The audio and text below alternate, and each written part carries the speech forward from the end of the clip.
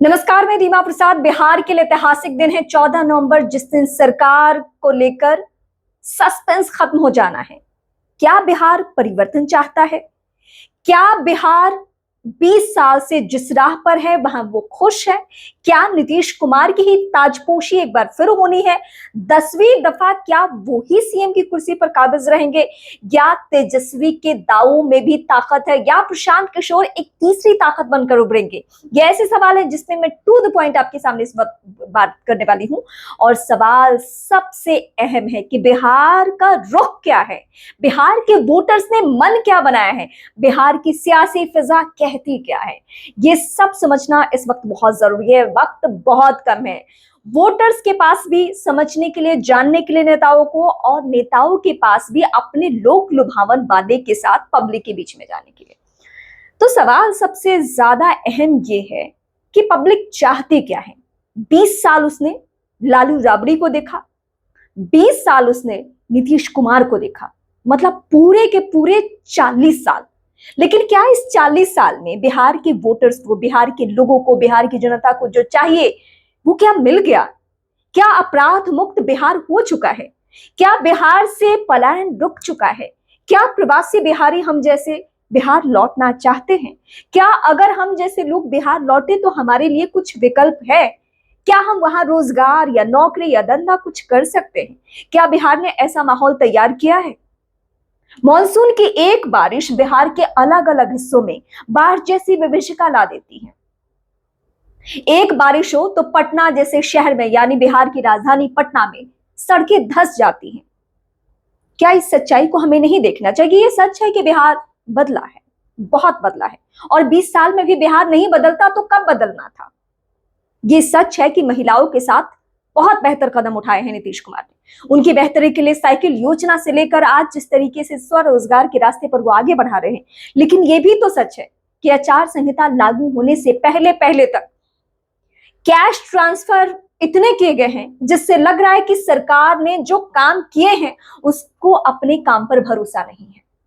हाँ, मैं ऐसे लोगों को भी जानती हूँ, ऐसी महिलाओं को भी जानती हूँ जो कह रही हैं कि 10,000 रुपए मिल गए हैं तो ये नहीं है कि मैं बिहार के मुद्दों को भूल चुकी हूँ, मुझे मालूम है कि मुझे वोट कैसे देना है। लेकिन इसका दूसरा पहलू सोचिए कि अगर पहले 75 लाख महिलाओं को राशि दी गई, 10,000 कैश ट्रांसफर किए गए, उसके बाद 21 लाख, इतनी महिलाओं के परिवार के सदस्य भी अगर उस राशि की वजह से नीतीश कुमार को ही वोट दे रहे हैं, एनडीए को ही वोट दे रहे हैं, तो बिहार चुनाव तो क्लियर है। फिर तो कोई रोक ही नहीं सकता कि नीतीश कुमार नहीं जीतेंगे। तो ये तो फिर वोट खरीदना ही हुआ। और जिस तरीके से कुछ ग्रामीण इलाकों में रोजगार नहीं होना, कोई व्यवसाय नहीं होना, वहां पे 10,000 की राशि बहुत बड़ी राशि है। आप मेट्रो शहर से बैठ के देखेंगे तो आपको ये राशि बहुत छोटी सी राशि दिखेगी। 400 को 1100 रुपए कर देना पेंशन की राशि को, मेट्रो शहर से आपको वाकई अमाउंट बहुत छोटा लगेगा। आपको लगेगा कि ये तो स्विगी जोमेटो से एक वक्त मैं खाना ऑर्डर कर लूंगा। लेकिन नहीं, ग्रामीण परिवेश में जब आप जाएंगे तो इस पैसे का वैल्यू आपको अलग तरीके से समझ में आएगा। और ये सरकार भली भांति समझती है, उसे नब्ज पता है कि बिहार के लोग चाहते क्या हैं, बिहार के वोटर्स क्या चाहते हैं। और इसीलिए ये पैसे की खूब बंदरबाट की गई। बिहार को मेट्रो मिला, बहुत अच्छी बात है, लेकिन वो भी आचार संहिता लागू होने से कुछ घंटे पहले, मतलब 6 तारीख को डेट अनाउंसमेंट और 6 तारीख को ही बिहार को मेट्रो की सौगात मिलती है। 5 तारीख को राजगीर स्टेडियम, मतलब सरकार 5 साल में ये सारे कदम नहीं उठा रही थी, वो इस वक्त का इंतजार कर रही थी कि जब आचार संहिता लागू होना हो उससे ठीक पहले हम ये कदम उठाएंगे। इससे पहले कि लोग भूल जाएं, हम आखिर में ये कदम उठाएंगे, और सरकार ने किया भी वही। वैसे बिहार सियासी तौर पे बहुत जागरूक प्रदेश माना जाता है। माना जाता है कि बिहार देश के मूड से विपरीत चलता है, उसका अपना रंग है, उसकी अपनी सोच है, उसकी अपनी समझ है। जब 2014 में मोदी लहर थी तो उस मोदी लहर को रोका बिहार ने।